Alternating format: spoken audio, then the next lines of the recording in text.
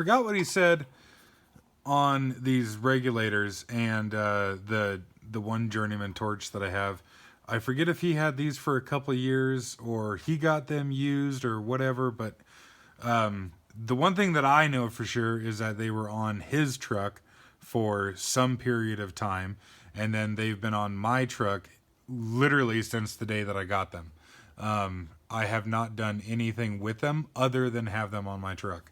And I was actually rather, and I haven't taken this one apart yet, but I was actually rather worried about the condition that this was going to be in. Because, like I said, it's been out in the elements 24/7 for 9 years that I'm aware of anyways, and that actually looks really fucking good in there. Yeah, obviously there's some stuff in there, but I thought that was gonna be way worse. But I'm blown away by that. That's quick zip with a wire brush, and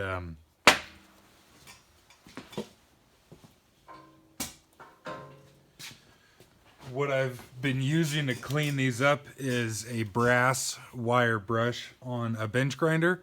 And then, oh yeah, you can still read it if I can get it. A Wheeler brass wire brush on a little die grinder. I do have a sandblaster, but it has literal sand in it right now, and I just worry that it would be too aggressive for what I want on here. Obviously, I still got to clean up this one here and this one. But as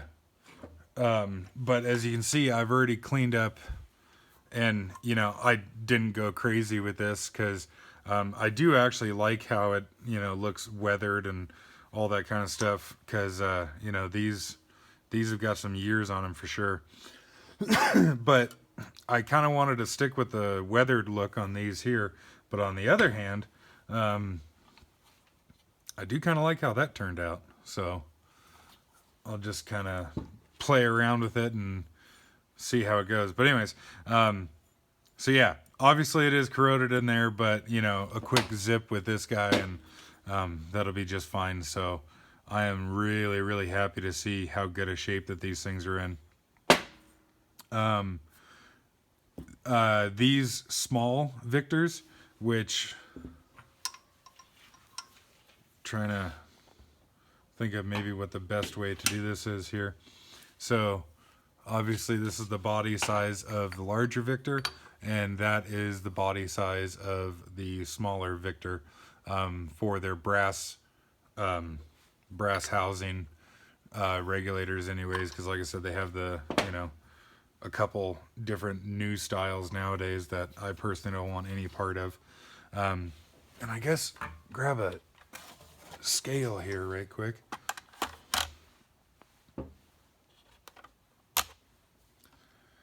I forget if I did this in the last video or not, but so the Smith gauge regulator is 4 pounds 7 ounces, and that's with gauges, fitting, and check valve on it. I can pop off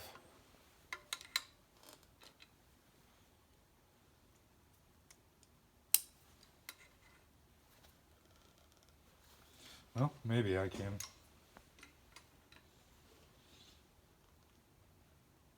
Okay. It's on there tighter than I thought. The larger Victor is 5 pounds 8 ounces, so a solid pound heavier than those. Granted, that does have the flashback arrestor on there. And then the small Victor regulators are 3 pounds 10 ounces. So these are some pretty beefy shits. You could quite literally beat somebody to death with one of these. Okay, kind of losing my train of thought here, and suppose one day I'll figure out how to edit videos, but not today. So my last video, I think I mentioned anyways that I want to use propane. I'll do another separate video about that entirely, cost comparison and everything. But at least in my area, at least with my prices, propane, even if you're buying the gas, is way cheap. Well, no, if you're buying the gas, it's cheaper than running acetylene. And you can do everything with propane that you can with acetylene except for welding. I guess I've never tried it. I guess you can glue metal together with propane, but it's not a structural weld because the propane flame is too oxidizing. But but yeah, I don't care about welding because I have 4 acetylene tanks right now that I want to. Well, anyways, I have 4 acetylene tanks, so if I need a weld, I use acetylene. But for the majority of shit, I will use propane. So if you look at an OSHA manual nowadays, or best practice guidelines nowadays, or whatever, they will say that you have to use a propane regulator, specifically a propane regulator. I don't know that this one says. Okay, actually, it does. This one says acetylene on it, assuming that you can read that. And then you could also know that it's an acetylene regulator because the working pressure gauge only goes to 15 psi. Same with all the other ones that I have. A propane regulator will have unlimited pressure adjustment, or at least higher than 15 psi anyways. So, there are specific propane regulators and there are specific acetylene regulators. I called my local weld repair shop and I was talking to him and I was like, hey, so I want to run propane. What's the deal with the regulators? Is that just OSHA bullshit or what the fuck's going on? And like with anything in life, there's actually a little bit of, the truth is somewhere in the middle of, if you talk to an old timer, he'll say, oh, you can use acetylene regulators with propane, and I've been doing it for 50 years, and, I've been hanging my acetylene bottle upside down, and I've never had any problems. And then if you look at the OSHA book side of it, it'll say you'll crash, burn, kill the bus full of pregnant nuns if you try and use an acetylene regulator on propane. So, yeah. Called the local weld repair shop, was talking to him and asking him what the deal was. And he was saying that you can use an acetylene regulator on propane. The only problem is that if somebody has got acetone from the acetylene bottle into the propane regulator, it can make the diaphragm brittle. And then if you use that same regulator with the brittle diaphragm on propane, it can get very cold, because it's propane and it's stored as a liquid and then used as a gas. And when it transitions from liquid to gas, it gets butt fuck cold. So if you have a regulator damaged by acetone with a brittle diaphragm used on propane, it can get extremely cold and then it can leak. And then if it leaks, it can start a fire, and then all sorts of bad shit happens from there. And so that is, not the gospel. It's what I was told, but it sure as shit sounds right to me. But the first regulator that I own anyways, that I had taken apart, was this one right here. And I'm not going to take apart this one right now just to show you it, but just know that the diaphragm in this one is actually like a stainless steel diaphragm. And so I took it apart and I was like, well, what the fuck? Like, there is no way in hell that acetone is going to damage a stainless steel diaphragm. Like, what the hell's going on? Yeah, okay, there's O-rings and shit in here that, I'm sure wouldn't like a bath in acetone, but what the fuck? Well, this smaller Victor and the Smith regulator and the Air Products regulator has got a rubber diaphragm. And so that makes a little more sense of what he was talking about there. And I don't know if that older one or the larger one has got a stainless steel diaphragm because it's the larger size or because it's older. But to me, it seems like that would certainly be a better idea to have a stainless steel diaphragm in there versus this rubber one. Mind you, like I said, this one here came out of the small Victor regulator, and yeah, it's a bit dirty, but other than that, it looks absolutely perfect. And like I said, this is the one that's been on my truck for approaching 10 years, so I guess that's not too bad. But so taking these things apart, not only just to get a grasp of the condition, see if this was a problem or anything, but also to clean them up and make them look all nice and purty, because these ones that have been on my truck are looking kind of sad. Suppose too, while we're here, so the way that these work, hopefully I can illustrate this here relatively quickly. But so this is the valve for the oxygen regulator. And this protrusion, right, holy shit, that's hard to do through the camera. But this protrusion right here seals against this little O-ring that's inset into this guy right here. And so this guy goes on like so. And so hopefully that makes sense, that the little protrusion seals against this O-ring like so.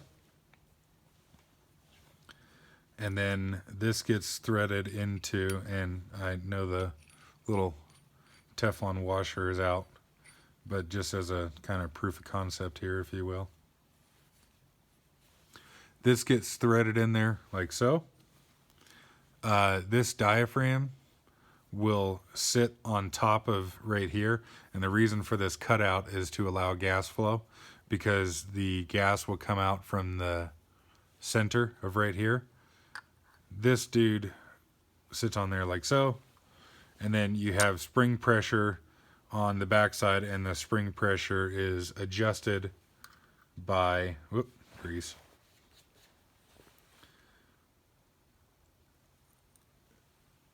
Spring pressure is adjusted by pushing the T-handle in and out, changing the spring pressure on the diaphragm. So what I'll do here is I'll plug this hole here. This hole is where the high pressure gauge goes, and then this hole here is the high pressure in from the tank. I'll plug this hole, blow into this hole, and push down on this little pin right here, and you'll hear the gas flow starting and stopping. Oops.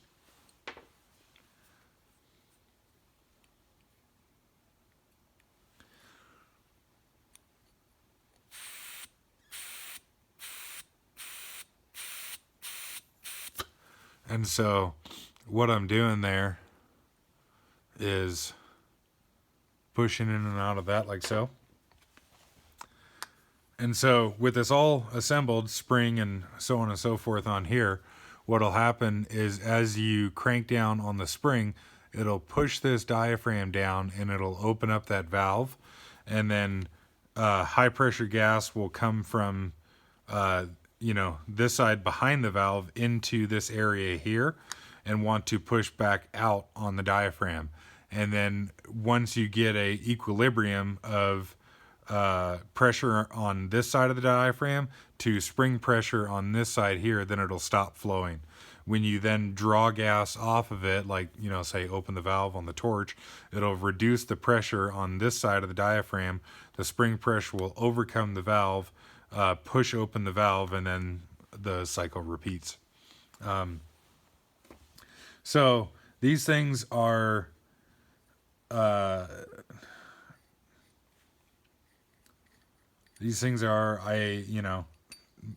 mechanically simple, if you will, but the principles behind them are really cool, and really neat how somebody came up with this. and you know, how reliable it is, and you know how few parts there are to this. Let's see. So yeah, minus the gauges on this little blue towel here is the entirety of a Victor. What the fuck model is this? 350? CSR 350D. That is the entirety of a Victor oxygen regulator. And then this guy is the high pressure, well, low pressure side, but high pressure relief for the oxygen. So if this little valve here were to fuck up and allow high pressure gas from the tank to come into this port here, this guy here will pop off, I believe at 200 psi. That's what I would assume this to be, if we want to focus.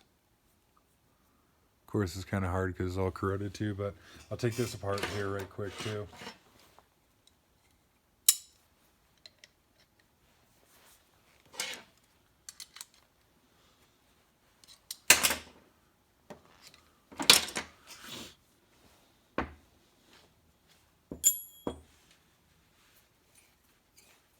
But yeah, you know, there's not very many parts to this, but it is really, really, really cool how this all works. I think it is anyways.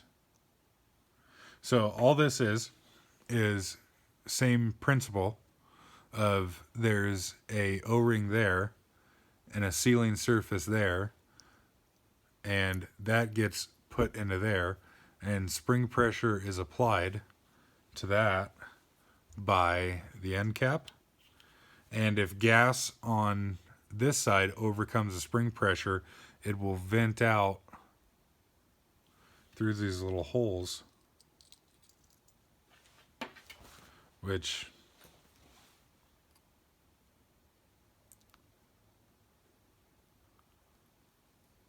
hopefully is reasonable to see that they're a little, yeah, there you go. And so that's really important because, like I was saying, if that little valve were to fuck up on you, say that O-ring were to blow out or something, it would want to fill the low pressure cavity and the hose with whatever your oxygen tank pressure is. And there are a couple little shims inside of this pressure relief. So, I mean, you know, okay, granted this part here is, I mean, that's maybe 8 parts. And there's a couple different parts there, but what, 30 parts to the entire thing. So, yeah, there you go.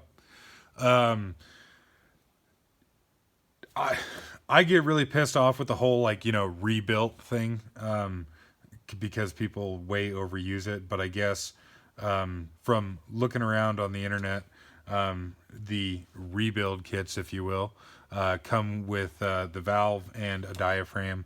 And typically, I would imagine that's what fucks up with these, is the diaphragm will go bad on you, or the little seals on these valves. Mine here looks perfectly fine.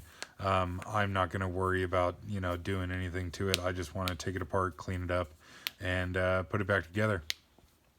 And yeah, I guess I'll take another video when I get it all back together and cleaned up, and see what level of cleanliness I decided to go to, whether I decided to go, you know, nice and shiny and bright like this one, or, you know, leave a little bit of character to it like this one.